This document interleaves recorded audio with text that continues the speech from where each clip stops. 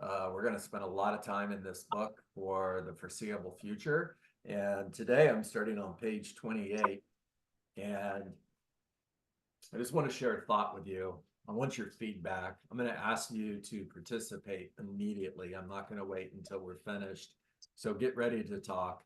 As business analysts have often pointed out, the seeds of failure are usually sown during times of success.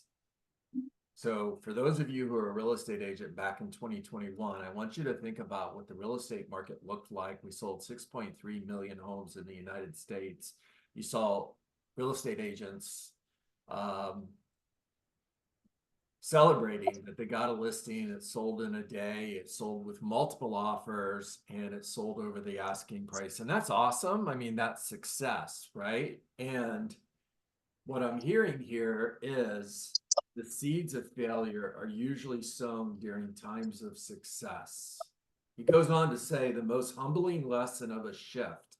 And just to be clear, we are in a shift. A shift simply means the market is moving from a seller's market to a buyer's market, or the market is moving from a buyer's market to a seller's market, which everybody gets and nobody argues with that one, by the way, which I love. But we got a lot of people who are sticking their head in the sand and saying, the market's not shifting, everything is fine. Everything is fine. This is a market of opportunity. Write that down. It is a market of opportunity for real estate agents who take the time to sharpen their skills, because this is a skill-based market. And I'm speaking to all of you because, of course, if you're here, then you're taking the time to sharpen your skills.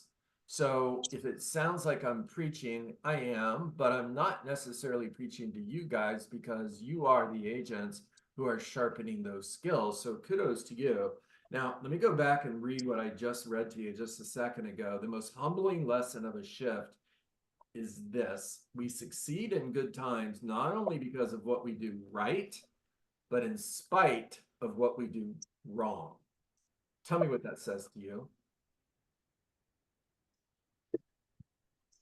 Can you repeat that, John? Of course I can. We succeed in good times, not only because of what we do right, but in spite of what we do wrong. I hear that we possibly don't see the bad habits that we pick up in those times, or the good habits that we drop. Okay. Okay. Good job.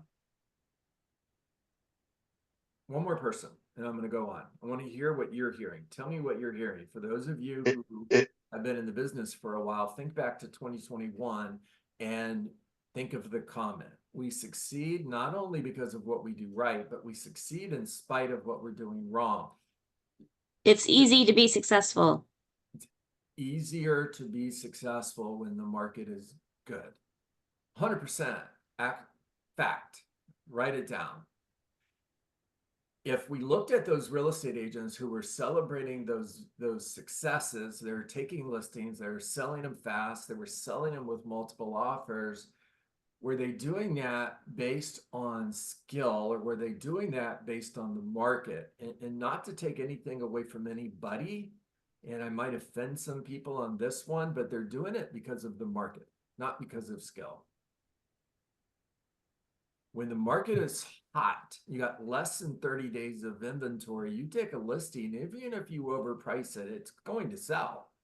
And it's going to sell fast, because you have a lack of inventory and you have a lot of people who are buying. So you have buyers that are competing for a limited supply of inventory. So when you throw that bait in the water, it's a feeding frenzy.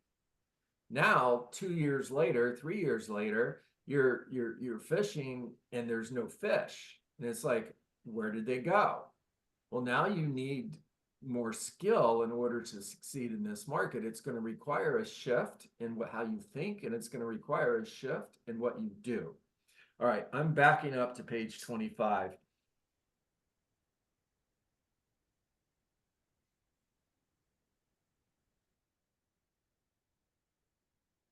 All right, keep your perspective. Judge your success over the length of your career, not the high and low of a single year. That's a big one. It's a big one, especially for any of you whose sales are down 20, 30, 40% year over year, and you're beating yourself up. Judge yourself based on your career, not 1 year. Know that growth comes from clarity. Growth comes from clarity. Write that down, please. It comes from priorities and focused action. All right, so the first question that I ask myself when I hear that, when I hear focused action, the first question I'm asking myself is, focused action on what? What's the action? What do I need to do different? Because if I keep doing what I've been doing, I'm going to keep getting what I've been getting. In other words, if my sales are down by 20, 30% year over year, continuing to do what I've been doing is not going to get myself to a higher level of success. It's going to get me the same results, right? Continuing to do the same thing, expecting the different results is the definition of insanity. So since I'm not insane, I know that I'm going to have to do something different. But the question is, what? What are the focused actions? We're going to get to that. All right. To make a strong mental shift, be clear about your situation and what it is you want.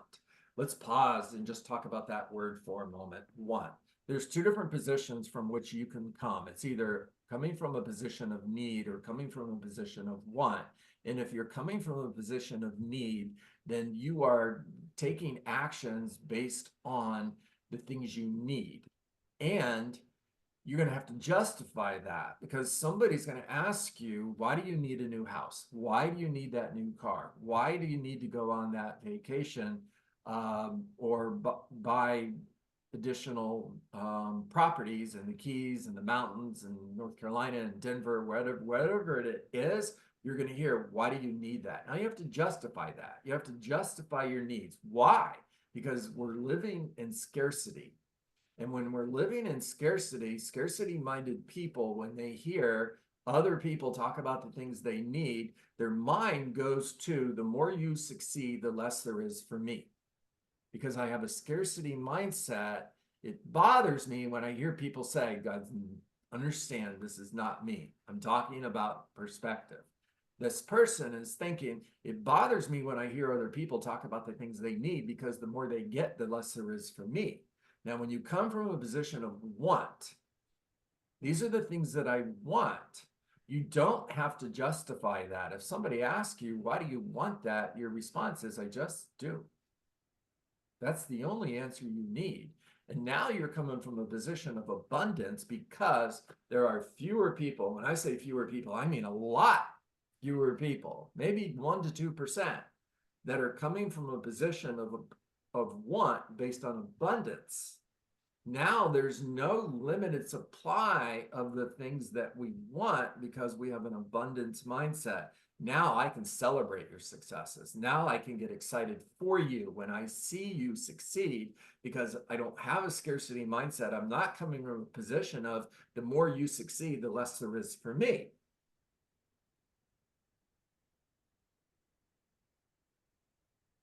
All right. Write down and prioritize the necessary steps you must take to achieve your goals. Write down and prioritize the necessary steps. In other words, write down and prioritize the actions that you need to take in order to achieve your goals. Well, if we're talking about the 80-20 rule, the 80-20 rule says that 20% of what I do creates 80% of the results. So what is the 20%? The 20% is lead generation. It's meeting with buyers and sellers. It's taking seller listings. It's writing offers and negotiating contracts. Now, I would add, and I'm not the only person who would say this, part of my 20% is practicing, drilling, and rehearsing the conversations of real estate, because that's increasing my skill level. That's part of my 20%. So what I just gave you is, I gave you a list of 5 things. 5 things that are your action items in order to succeed. However, in a shift, you have to get hyper-focused on this. In other words, what's the 20% of the 20%? Well, 20% of 5 is 1. So then the question becomes, what's the one thing that I need to do that I'm currently not doing, that if I were to start doing it today, it would move me closer to my goals? You want me to say that again? Anybody need me to repeat that?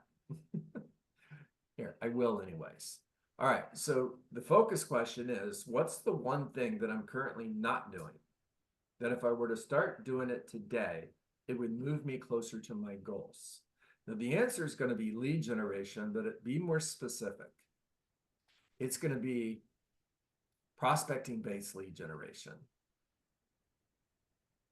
If prospecting is something that I don't like to do, therefore I don't do it, and we've talked about this before, but making decisions based on what we want to do versus what we need to do. And in a market shift, we have to get to a place where we're willing to do the things that we don't want to do in order to have what we want to have, to get where we want to go. And in a market shift, that one thing is going to be prospecting-based lead generation. Here's why. The phone stops ringing. You're going to stop getting calls from buyers whose friends and family members, your sphere of influence, your past clients. You're going to stop getting calls from people who just want to buy a home. Crystal, it's John Dietz. I'm looking to buy a home. When can we meet? Or, hey, Crystal, it's John. I want to sell my home. Can you come over and put it on the market for me? We got calls like that in 2021. Yes, of course we did. Now, we're getting fewer of those calls, or we're getting none of those calls. So we got to do something different, because if we plan to succeed in today's market based on what we did in 2021, that's a path to failure, or at the very least, it's a path to mediocrity. Now, if you can get yourself to shift to a prospecting-based lead generation platform, then you are making outgoing calls to expired listings, just for example. Now, I know some of you, or a lot of you, are immediately thinking, I don't want to call expired listings. You're making decisions based on what you want to do, or you're making decisions based on what you don't want to do. Yet, there's this huge opportunity right in front of every single one of you, and it's expired listings. Why is it such a huge opportunity? Because there's so many of them. That's because there's so many of them. Why are there so many of them? Because they're not selling. Because they're not selling. Because there's a shift. Thank you, Brian. Crystal, you were right. I was just looking for that word.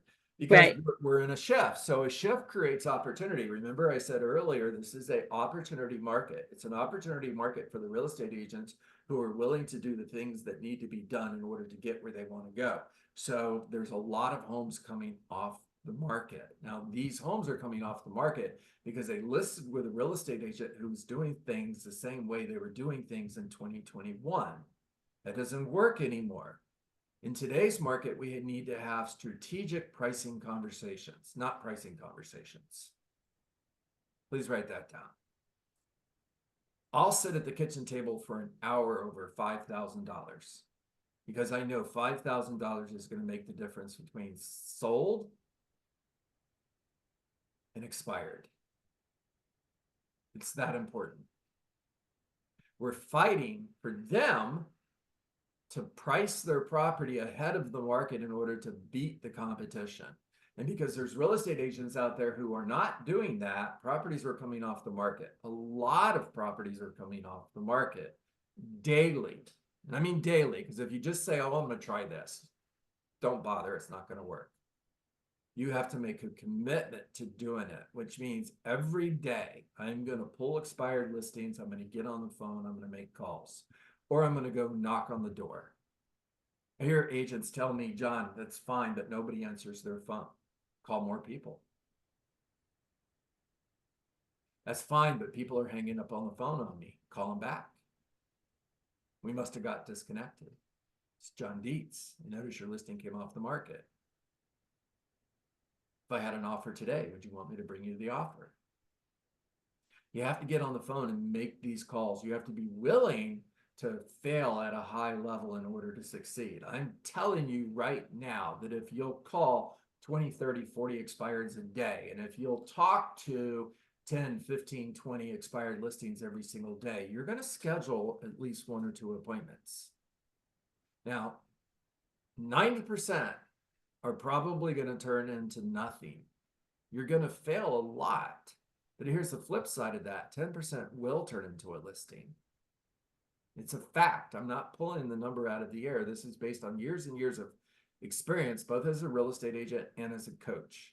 So if I'm meeting with one expired listing every single day, I'm meeting with 250 a year. If 10% turn into a listing, that's 25 seller listings. 25 seller listings. If I were to hire you, Crystal, and I said, Crystal, I'm going to hire you, it pays $200,000 a year. Here's the job description. You call expired listings every single day until you get at least one appointment. You go on one appointment every single day and meet with individuals who had a listing that came off the market because it didn't sell. Then you follow up systematically, persistently, without failure until they sell their home or put their home back on the market. Now that's the job description, Crystal, and it pays $200,000 a year. Who wants that job? Who would take that job? Most people would raise their hand, right? That's exactly what I'm telling you right now, that if you were to do this, these are the results that you're going to get, but you have to commit to doing it. If you just put your toe in the water and say, I'll see how it is. And at the first sight of pain, you say, forget it, I'm out. They yelled at me, I'm done. You're going to stop. You have to commit to it, which means I'm going to do this no matter what. I'm going to do this even if I go 3 months and get nothing.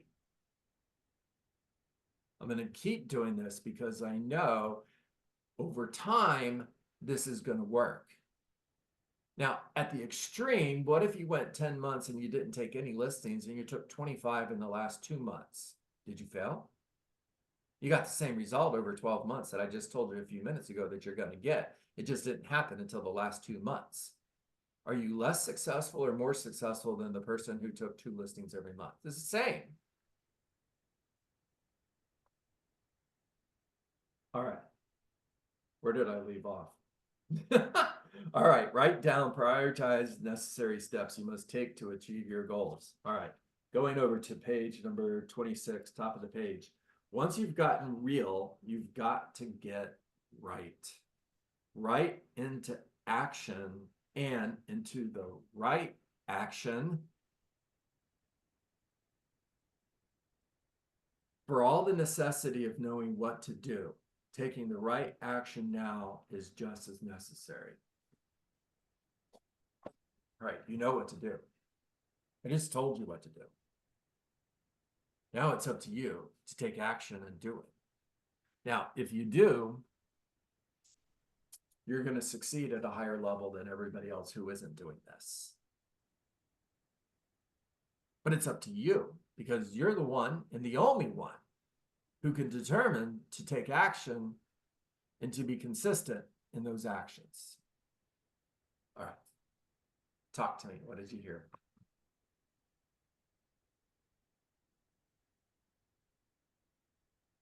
Enough what I need to hear today. Let's go with Belly first and then Sean. I just hear enough what I need to hear today. There you go, Belly. There you go. Sean, talk to us. Focus on the action, define what it is, and then get in motion. There you go, my friend. There you go. Darren, what's up, buddy? I think the biggest thing is the opportunity is there, period. And if you want to do it, then do it. That's it. Like, the opportunity's there. You just got to do the work. That's right. That's it. You've got to do the activities in order to get the results, Darren. And the key to that is to focus on the activities and not the results. I literally want you to ignore the results. When you ignore the results, you'll succeed every single day, because the goal is to talk to 10 people and schedule one appointment, whichever comes last. Now, at the end of the day, can you measure how you did based on the standard, not goal, based on the standard of 10 conversations and one appointment booked? Yeah, you can. At the end of the day, do you have 100% control of whether or not you hit those standards? The answer to that is yes as well. It is, because only you can decide that you're going to stop making calls, stop having conversations before you book an appointment. You're the only one who can decide whether or not you succeed or fail. In other words, success is a choice. So is failure. And if that's true, why are so many people choosing to fail? Because they're scared of rejection. Okay. They're scared of failing, right? People don't want to try because they are worried what people will judge them on the other side of the phone, scared of getting told no, and then give up There you go. before the finish line. Love it. Thank you, Brian. Is Megan here? Let me see. Megan Clark, if you're here, take yourself off mute. There you Good are. morning. Hey, girl. So Megan's a business builder, and she's building this massive business, and she attracts talent. Megan, does this sound anything like the conversation you and I had yesterday? Almost verbatim. Right? And it's a totally different conversation than the conversation we had yesterday. But the principle's the same. Yeah. There you go. All right. Where's Debbie? Debbie Clark, take yourself off mute for a moment. So, hey, everybody. Debbie Clark lives in Newport Richey, Florida. And she's a part of my team here. And she's been on fire, making calls and scheduling appointments. In the last 2 weeks, Debbie, how many appointments have you scheduled? Oh, what did I say? 7, 3, 4, 5, 6, 7. 7 appointments in the last 2 weeks. Now, how'd you get those appointments, Debbie? By consistently making phone calls. Yeah. In an average day, how many calls do you make? Average, I'm going to say about 30. About 30 calls a day. 30 calls a day to schedule 7 appointments in the last 2 weeks. What if she would have stopped at 20? Brad, what if at 20 she said, nobody's answering their phone. Everybody's yelling at me. I'll pick it up tomorrow. I'll make more calls tomorrow, which is a lie. You won't. What if she did that? Well, she wouldn't have the 7 appointments that she has. Now track that out. Over a year, we're talking about 160 appointments. Great job, Debbie. Right, Joanne? Thanks, Joanne. Right. Who are you calling? Just curious. Is it expireds or is it your sphere of influence? It's a really good question. I am calling, I'm using Sync, and I'm calling leads that are coming in through Sync as well as through KV Core. There you go. There you go. And for all those real estate agents who tell me, John, those leads suck. Huh? So I don't want to end the call on this, but I'm going to. There are no such thing as bad leads, just bad real estate agents who don't follow up.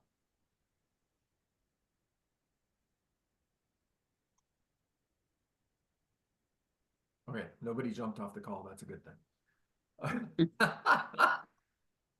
All right, everybody, make it a great day. I hope you got great information today that you can use.